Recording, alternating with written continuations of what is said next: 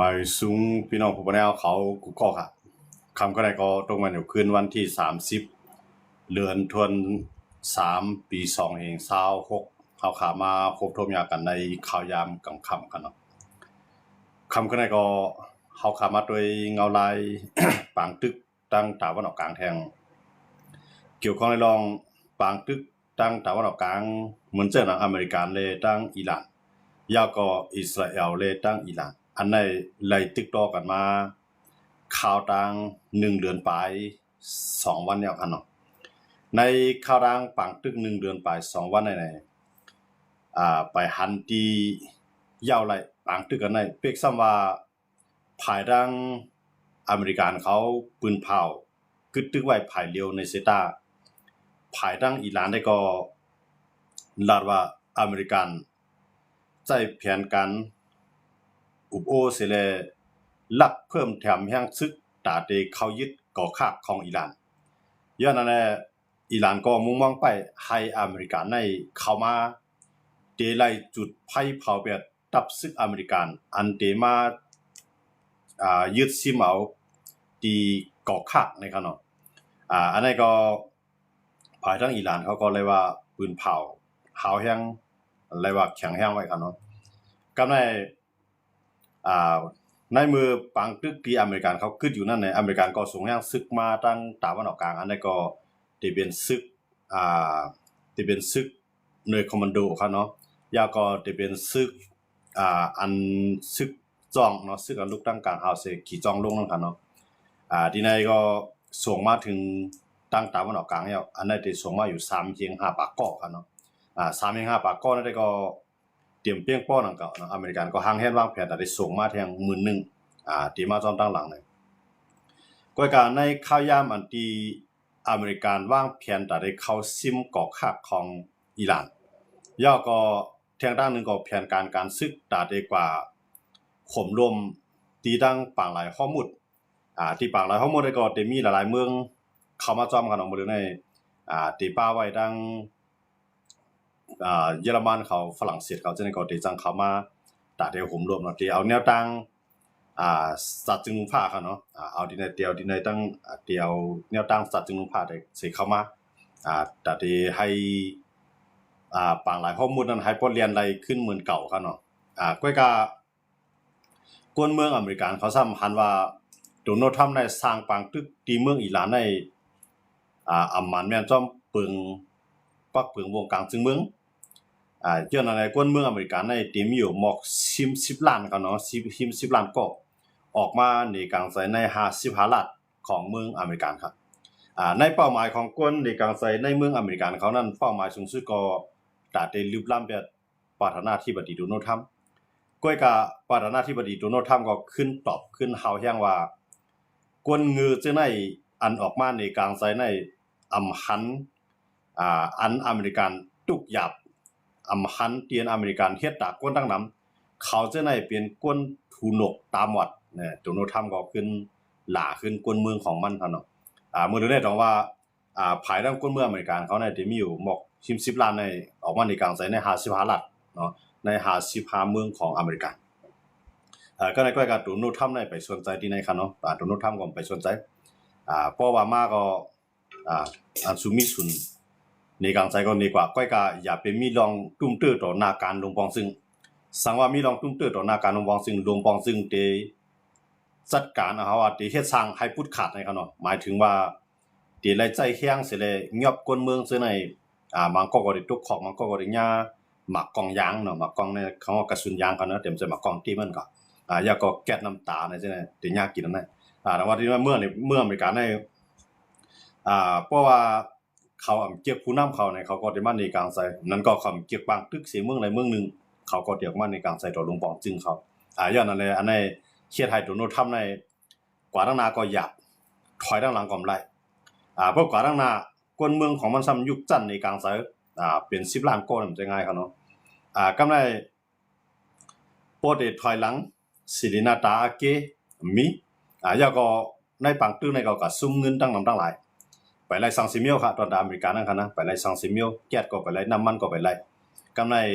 ตาได้ปีนไปแลกหลายแบบเปิงพ่องงำเมืองของอิหร่านให้อิหร่านใน ลายเป็นผู้นำเขาเสียเลยมาเฮ็ดก่ออเมริกันก็ไปเปลี่ยนไรยันนั้นเลยต้องว่าในบางตึกที่อเมริกันที่ประธานาธิบดีโดนัลด์ทรัมป์เลยตั้งอิสราเอลเขาเฮ็ดสร้างอยู่ในอันไล่ได้ที่เป็นอิสราเอลเขาเนาะอิสราเอลได้ไล่ครับไล่จึงล่ะในอิสราเอลได้ไล่นาลินตั้งนึงไล่ในเมืองปาเลสไตน์แทงตั้งนึงไล่ในเมืองเลบานอนอันที่พื้นที่ของซุ่มฮิซบุลลอฮ์เขากุมกำกันเนาะโมเดลอิสราเอลก็ไล่ส่งแห่งศึกรถทางการตึกแห่งศึกเขายึดพื้นที่ไล่ตั้งนำตั้งหลายครับเนาะอันนี้ก็บอกว่าอิสราเอลได้ไล่ที่ในแทงตั้งนึงก็ไล่ยาเป็ดอินแห่งอิหร่านไล่ลูกซุ่มก่อตั้งนำตั้งหลายก็กาโดนัลด์ทรัมป์ซ้ำยกเข้ามาในปางตึกกันในเสเลไปไล่สังเสียมก้าเนี่ยเหมือนเส้นหนังอ้อยหลีของมันตั้งตะวันออกกลางออกมาได้เป็นซาอุใน UAE ในกาตาร์ในเขาจะในก็เหมือนเส้นหนังปาเลียนว่าจะในคูเวตว่าจะในขนมอิรักว่าจะในเฮ็ดให้ตับซึกอเมริกันที่ในมือที่มีในเมืองจะในมีลองลูกซุ่มตั้งนำลองเหมือนเส้นหนังเครื่องเฮกองตั้งกลางเฮาในเหมือนเส้นหนังเครื่องมินสร้างน้ำมันในเครื่องมิน F35 ในจะในก็เลยมีลองลูกซุ่มกว่าเนาะตอนแต่อเมริกันเขาบอกว่าปางตึกว่ากำในอเมริกันได้ไปเลยสังเสียมิวกำในที่10ตึงกว่าตั้งนานในกวนเมืองเขาซ้ำว่าอันลีกำในปาร์ตี้เดโมแครตอันเป็นฝ่ายค้านฝ่ายค้านนั่นก็ซ้ำว่าเตรียมปันเงินเตรียมลงลายมือปันเตรียมยุกมือปันแต่เดี๋ยวเงินก็ใจในปางตึกเตียนโดนัลด์ทรัมป์ย้อนไว้ค่ะเนาะนั่นก็จะเป็นนับเป็นแสนล้านดอลลาร์ค่ะเนาะย้อนไว้แต่เดี๋ยวก็ใส่ปางตึกในตะวันออกกลางก็ปาร์ตี้เดโมแครตเนี่ยปันค่ะเนาะยุกมือปันเพราะว่าปาร์ตี้เดโมแครตฝ่ายค้านในไปยุกมือปันเนี่ยถามว่าโดนัลด์ทรัมป์เดี๋ยวเอามาหลายอันไหนก็ตื้อตั้งแต่เดี๋ยวมาหลายมีอยู่ย้อนเพราะมันเป็นลงปองจึงในเสียงมันตื่นเต้นนำเลยสิฝ่ายค้านอยู่ค่ะเนาะอันนั้นก็ได้จังมาเลยก็ฝ่ายเดโมแครตในจังกัดจุกอยู่ฝ่ายคนเมืองซื่อในกลางใจเสแลลิวล้ำโดนัลด์ทรัมป์กำลืนมาปัญหาในมันที่เฮ็ดให้อเมริกันหลังกันขึ้นมั่งขึ้นค่ะเนาะเพราะเขาเข้ามาด้วยที่ในคนเมืองอเมริกันในเขาหันลีลองฟังตึกที่ประธานาธิบดีโดนัลด์ทรัมป์เฮ็ดที่ในค่ะเนาะเต็มๆมันได้อันโดนัลด์ทรัมป์เฮ็ดในเต็มๆมันได้ถูกค่ะนะซึ่งเรียกว่านั่นล่ะในอันประธานาธิบดีโดนัลด์ทรัมป์เฮ็ดในมันเป้าหมายสูงสุดในเรื่องอันได้แหลกลายเปียดปึงฟังงำเมืองอิหร่านยาวก็จอยกวนเมืองของอิหร่านให้บ่มีศูนย์ทางห่างกำไรน้ำมันนั่นก็อเมริกันเขาได้ตั้งหนึ่งแต่ก็จอยให้น้ำมันตีปังหลายฮอดหมู่เตียนดินเลียนลัดผ่านที่ในให้กูเมืองขึ้นไหลเลียนคือเหมือนเก่าเนี่ยนั่นแหละเพราะว่ามีประธานาธิบดีโดนัลด์ทรัมป์เฮ็ดก็เตรียมมีแผนเฮ็ดกันเนาะแต่ก็มังอีหลานนี่นะครับเนาะก็ว่าโดนัลด์ทรัมป์เนี่ยมันได้รับมือต่อกวนในเมืองของมันหลายจังหือกำไรทางตั้งนึงก็อิหร่านก็ฮู้ว่าเงาลายอเมริกันในเพราะว่ากวนเมืองมันเกี่ยวอิหร่านเนี่ยก็ฮู้ว่าอเมริกันเขาในพวกกวนเมืองอเมริกันเขาเกี่ยวในเขาก็ได้เลือกเพิ่นเลือกตั้งมาเขาก็เตรียมเลือกโดนัลด์ทรัมป์ขึ้นมาพร้อมเลือกโดนัลด์ทรัมป์ขึ้นมาในปราศีมันได้หลากๆย้อนมาในอิหร่านเนี่ยก็คู่แข่งเสเลเตอัน10จันปังตึกใครข้าวยาวกว่าแต่ว่าถึงปางเลือกตั้งปางเลือกตั้งในก็เทียงเพราะว่ามีข้าวยามอยู่เทียงบอกปีปลายอีกว่านะครับเนาะนี่มีทางบอกข้าวยามบอกปีปลายเอามาเลยในโดนัลด์ทรัมป์ได้ขึ้นมาอยู่ในก็มันก็มาอยู่ในปีปลายเอาครับเนาะประมาณเพิ่น2 ปีครึ่งเนี่ยเขาได้เลือกตั้งอันเฮาว่าเลือกตั้งกลางเทอมครับเนาะเลือกตั้งใน5ปีนั้นประธานาธิบดีนึงก็สิได้เปลี่ยนจอมจึง5 ปีก็การใน5 ปีนั้น2 ปีครึ่งนั้นได้เลือกตั้ง1ก็นั้นได้เฮ็ด10 ปี10 ปีนั้นสามารถเลือกตั้งในปีครับเนาะว่าเนาะมันแสดงว่าปีในปี5ใน5 ปีในเลือกตั้งปีอันดับสุดในเลือกตั้งปีก็ได้อยู่ใน5 ปีก็ตาอยู่ใน5 ปีนั้นในครึ่งกลางมันนั้นใน2 ปีครึ่งนั้นได้เลือกตั้งกำนึงพอเลือกไล่ก็ได้อยู่5 ปีเต็มพอเลือกปีไล่ก็ได้ลงกว่าเอาก็หมายขึ้นมาแทนเนี่ยที่เป็นจังนั้นดังว่าโดนัลด์ทรัมป์เนี่ยมันอยู่ไว้มวนตั้งอยู่ไว้5 ปีอ่ะเนาะมือปอกันตั้งกันในบ่เลือกตั้งทางกำมันซ้ำซุ่มกว่ามันซุ่มโจไบเดนกำไรโจไบเดนก็ขึ้นมาอยู่5 ปีโจไบเดนขึ้นมาอยู่5 ปีกำไรโจไบเดนก็มันเท่าอย่างนะอายุ80ปลายครับก็ซ้ำเอาปันอันเป็นนางยิงนั่นครับเนาะอันเป็นนางยิงอันเป็นกวนตามใจมันนะครับเนาะอันนั้นก็แกมาลาแฮร์ริสครับเนาะแกมาลาแฮร์ริสนี่ก็ขึ้นมาเลือกตั้งเคียงตั้งโดนัลด์ทรัมป์ก็การโดนัลด์ทรัมป์ในซ้ำก็เป็นผายปีกว่าอย่างนั้นแหละโดนัลด์ทรัมป์ก็เลยขึ้นมาเป็นประธานาธิบดีปอกหมาย2ครับเนาะกำไรได้เพราะคามาด้วยในโดนัลด์ทรัมป์ในเป้าหมายสูงสุดของมันใน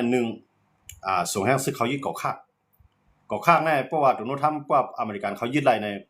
ที่เป็นพ่อดีต่ออเมริกันดังนำครับนำมันในเขาได้อะไรกับกุ้มกับมดครับเนาะก็กับว่าเขายึดไรก็ซึกอเมริกันในก็ดีกับตายดีในดังนำก็ในทางตั้งนึงใน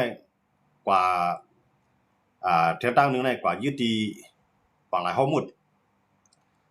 พวกอเมริกันเข้ากันเนี่ยมันจะว่าอันกับยึดเราเป็นของมันกับปังหลายข้อมูลได้มันได้เข้ากว่ากุมกรรมที่ในให้คือในเรียนได้เหมือนเก่ากว่าปากไปอิหร่านนะฮะเนาะก็ว่าอิหร่านในมื้อเดียวนั้นมันไปย่อมอิหร่านก็ลาดว่าที่อันต่อสู้ตัวอเมริกันถึงตีพวกอเมริกันมากก็เดียวให้จุดให้เผาไปอเมริกันให้พอหายกว่าในกองไพ่เนี่ยอิหร่านในผู้นำอิหร่านอันเป็นภายประธานสภาค่ะเนาะมื้อเดียวนั้นเขาได้แต่งตั้งเป็นผู้นำอันสูงสุดก็ป้าไว้มันก่อนนึงค่ะเนาะอันนี้ก็เฮาเข้ามาด้วยเนี่ยโดนัลด์ทรัมป์เนี่ยเรียกว่าฮับซึกหลายภายค่ะเนาะฮับซึกหลายหน้ากำลังทำในข่าวยามดีตึกมีปังตึกตัวอิหร่านเนาะมื้อเดียวได้ก็ปืนเผาไว้ก็ตึกกว่าครั้งปันข้าวดัง10วันนะคะเนาะ10วันในที่ให้อิหร่านให้เข้ามาย่อมให้ย่อม1ย่อมปืนปังหลายฮอหมุด2ย่อมอุบกันตั้งโดนัลด์ทรัมป์และเรียกลายปีนไปเรียกลายเปิงอุปึงพ่องงามเมืองนั่นก็เรียกลายผู้นำอย่าไปเปลี่ยนโมจัตปาคามานีอีเนี่ยครับเพราะเป็นโมจัตปาคามานีอีนั่นได้ก็โดนัลด์ทรัมป์ย่อมทำไรให้เปลี่ยนก็อะไรก็อย่าไปเปลี่ยนอันเป็นลูกเป็นหลานของอาจารย์ตลอดคามานีอีครับเนาะให้ปีนไปเรียกลายนั่นก็โดนัลด์ทรัมป์ย่อมไปตรงนั้นมื้อนี้ได้อิหร่านได้รัฐว่าปีนี้มาเขาตื่นเตรียมไปย่อมตื่นเตรียมต่อสู้ว่าที่ยาวนานแต่นี่ก็ได้ต่อสู้นั่นได้ถ้าว่าต่างพายก็ต่างหลอกกันต่างใจข้อความแข่งดอกกันครับเนาะกำในอิหร่านก็ยื้อใส่ดังซาอุดิค่ะเนาะซาอุนี่ก็ยากกินกำในยาก็ดัง UAE นี่ก็ตึก10ตึกอยู่ค่ะเนาะกำในดังอิรักซึ่งนี่ก็อิหร่านในตึก10ตึกอยู่ก็กะเขาจะได้ไปเข้ามาในบางตึกอย่างไรเขาจะได้ไปเข้ามาในบางตึกหลังในเป้าหมายเขาจะได้ยังอ่านได้จันเอาอยู่อันในเข้ามาเพราะว่าอยู่อันในจริงมากก็ยามันตัดได้เข้ามาจะยังสึกอยู่ในต่อสู้นำไรเป็นมือสั่งละเนี่ยมันมีรัสเซียมันมีเขในขา2ก้อนในขาตึงยุคมือปั่นเนาะเพื่อขา2ก้อนน่ะยุคมือปั่นในอยู่อันว่าน่ะมันจังเหตุการณ์มันจังใจยังซึกเข้ามากำไรได้เหมือนเจ้านางโอมานเขาเนี่ยเหมือนเจ้านางซาอุเขาใน UAE เขาจะได้เขาย้อนให้สัตว์จึงพาในส่งแห่งซึกเข้ามากุ้มกับฮอมุดปางหลายฮอมุดกันเนาะให้คือในเรียนกว่าไล่เมืองหนังกากวันหลังป่นมามันจังหนังคือต่างน้ำมันไหนคือต่างมีเอาจ่าในจังได๋ครับเนาะจังได๋ก็ลำลองครับเนาะมีเอาจ่าในก็ลำลองนะครับเนาะมันจังหนังเมืองไทยในมีเอาจ่าแต่ได้ใจตี้เขาบ่ได้ใครเพียงพอครับเนาะมันจังหนังต่างเมืองก็แค่นตินะทีนี้ก็ปางหลายฮอมุดอย่าไปให้มันป่วนเสียในข้าวดัง1เดือนนะครับเพราะว่าอิหร่านเนี่ยถอยในลุงพาในที่มีลงตุ้มตื้อกำไรก็เหมือนจังโอมานในของเขาจับกันดังอิหร่านนั่นกันเนาะโอมานเป็นกวนกอตกยันอย่าก็ดังซาอุเขาอยู่อีเขาจังได๋ครับเนาะดังว่าที่นั่นได้โดนัลด์ทรัมป์เนี่ยมันว่าจังซั่นแทงตั้งนึงเนี่ยเอาเตียวยังซึกอันเลียดไว้ไผผายได้เข้ากว่าย่อก็กว่ายึดเอายูเรเนียมยูเรเนียมเนี่ยมันเป็นตอนตาที่เฮ็ดนิวเคลียร์กำไรโดนัลด์ทรัมป์ได้ส่งกวนเข้ากับซีมอดีไนเนาะซีมอดีเขาเฮ็ดยูเรเนียมเนี่ยมันเป็นมื้อเร็วนี้เขาได้มีอยู่บอก4ปากปลายเนาะโลมันค่ะเนาะ4ปากโลปลายน้ำหนักมันค่ะเนาะได้มีอยู่บอก4ปากปลายนี่เขากำไรพวกเขาก็ที่ในพวกโดนัลด์ทรัมป์เขาเอามาไล่ก็ปองว่าอิหร่านเขานั่นเตรียมจังเฮ็ดนิวเคลียร์เขาแล้วก็พวกอิหร่านจังเฮ็ดนิวเคลียร์เนี่ยวันข้างหน้าก็มันก็ตอนตามอเมริกันเขาอิสราเอลเขาก็สิเป็นรองง่าย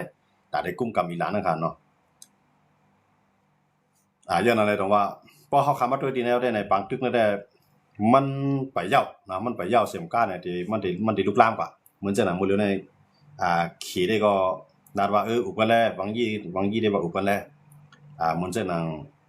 UAE เขาจะก็ตกย้อนกว่าที่ขี่เขาเนาะตกย้อนกว่าที่ขี่ตกย้อนกว่าที่บางยี่พ้องต่างนอกเมืองของขี่นะครับเนาะให้จ่อยอุปนิรันดร์ให้อุปกันตั้งโดนัลด์ทรัมป์เลตั้งอิสราเอล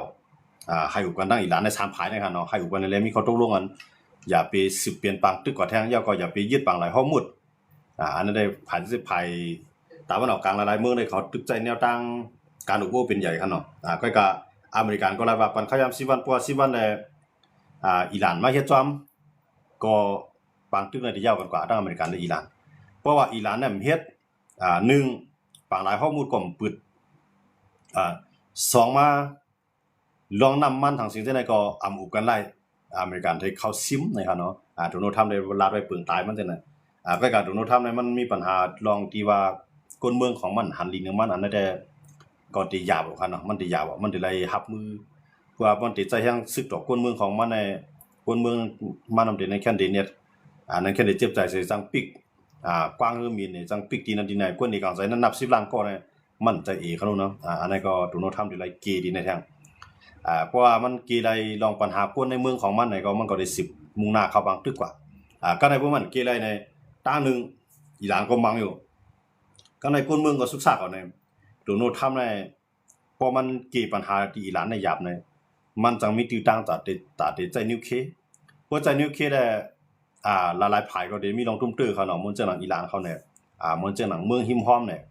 ก็จังตุ้มตื้อนั้นก็จังเย็นเปลี่ยนปังทุกนุภาพประกำ3ก็เป็นไรอยู่เพราะว่ามันใจนิวเคขึ้นมากเขาเนาะ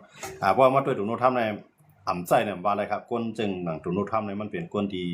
อ่ำบ่สนใจเพิ่นได้เขาเนาะมันสนใจตอนตาที่มันใครกันในต่างที่มันตึกต่ออีหลานเลยตึกมีลองเคียงแข่งกันซึกกันกูภายในเนี่ยมันก็ลาดว่าคิวต่อไปเนี่ยคิวต่อไปเนี่ยมาถึงว่าแทงตั้งนาเนี่ยที่เป็นคิวป้าเนาะอ่านได้ซิมคิวป้ากันในคิวป้าก็หางยังซื้อก็พร้อมได้ตึกขึ้นอเมริกันเลยก็ต่อให้ตึกสิตาก็คิวป้านั่นแหละมันเป็นเมืองเล็กๆเว้ยพวกมันแตกกันในมันซ้ำตันมันซ้ำเฮียงมันในมันไข่ตันเวเนซุเอลานะครับเนาะที่มันในเวเนซุเอลาในทำมาเฮ็ดดีต่ออเมริกันไปแล้วย้อนไปอเมริกันผู้นำเขานี่ก็ยุคอันเป็นก้อไม้2ขึ้นมาเตี้ยนะครับเนาะก็ในอเมริกันนั้นโดนัลด์ทรัมป์นะครับว่าเวเนซุเอลาในตื่นเตรียมไล่ขายส่งออกแก๊สน้ำมันปันคิวบาก็ในคิวบาในไผเขาในรับรางเมืองมีไผเนาะมีไผมีน้ำมันใจลดกาผมจังกว่าเฮ็ดไหนคิวบาในขันใจแห้งไว้ครับเนาะคิวบาในขันใจแห้งไว้อเมริกันในใจล็อกไลน์ในก็ในอเมริกันนั้นว่าเพราะว่าคิวบาในหลากหลายผู้นำเขาสิได้มาอุเขาเฮ็ดก่อเขาในเฮายินดีหับตอนก้อยกาปอได้ฮู้แข็งสิแลสืบใจใหญ่แห้งซึกสิต่อสู้ในคิวบาในอเมริกันได้ก็ซิมนะโดนัลด์ทรัมป์ในอ่านได้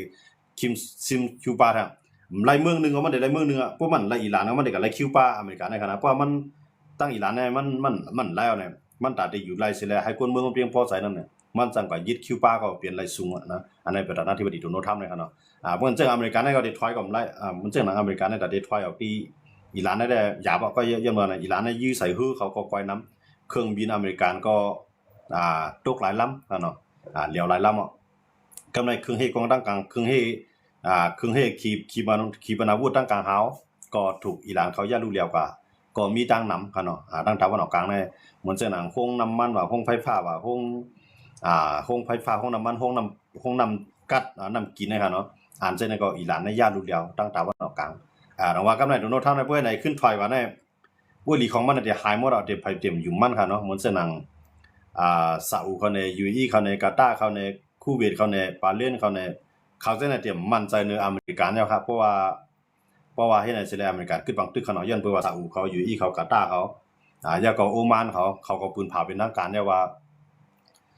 อย่าไปให้โดนัลด์ทรัมป์ขึ้นบังตึกให้10ตึกให้ถึงที่สุดและถอนหักถอนหูลายอุเปืองของอิหร่านให้ไล่ให้เรียกลายเปืองอุเปืองพองงำเมืองของอิหร่านให้ไล่ให้ย่ารูปแล้วแบบตับซึกIRGC ของอิหร่านให้ไล่ในครับเนาะอันนั้นตั้งตะวันออกกลางก็ซ้ำอยู่ให้โดนัลด์ทรัมป์เข้าบังทึกก็ในคนเมืองของมันสัมพันธ์ดีกำไรอิสราเอลได้พร้อมตึกเต็มที่อำว่าที่ได้10ตึกเกินเนี่ยเป็นจะมีในแนวผู้นำของอิสราเอลได้รัดว่าตึกกว่าแทง5อาทิตย์เนาะ5วงใน5อาทิตย์ในที่ได้หันนำหันตูมันแล้วนะครับว่าเนาะอันนั้นอิสราเอลได้ปืนเผาไว้จังได๋ก็กำมือได้อิสราเอลก็ยากกินน้ำมันนึงนะอิหร่านก็ยืมมาใส่โครงการเฮ็ดโครงการอันได้เฮ็ดนิวเคลียร์นะครับเนาะมันจังว่าเขาว่าโครงการวิจัยครับเนาะมันจังว่าเฮ็ดที่เฮ็ดสร้างมันจังว่ามันเป็นโรงเรียนการเรียนเพียนนะครับเนาะที่ในก็อิหร่านในยึดใส่ของอิสราเอลครับเนาะแล้วก็โรงเฮ็ดเรียกของอิสราเอลก็ยากกินกว่าครับมันบ่ได้ครับเนาะก็ในมันจังหนังโรงน้ำมันอิสราเอลในก็ยากกินกว่าโรงใหญ่ๆมันใน2โรงครับเนาะเหมือนจังหนังซาอุเขาอยู่เขาจังได๋ก็ยากกินกับน้ำหลายอ่ะยันมันจังนั้นว่าอิสราเอลก็จังถอยกำลังอิหร่านว่าคือล่ะในตั้งตะวันออกกลางในว่าได้เป็นโรงหรือเช่าที่ไรก็ยาว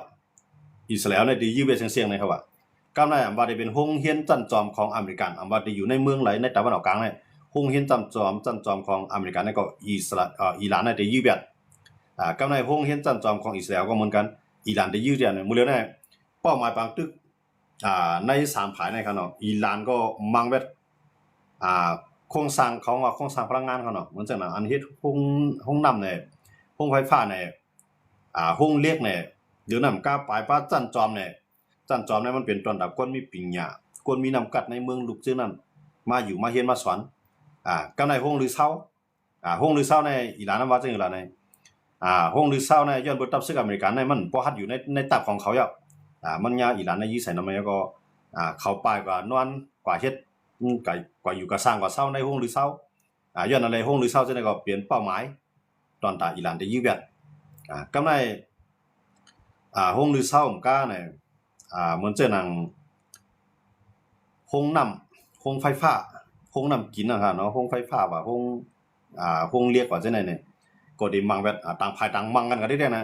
ว่าตั้งนานแล้วได้น้ำมันได้กาคันมันตื่นเตตื้อสูงมาหรือเก่าเตๆคันเนาะย้อนว่าใน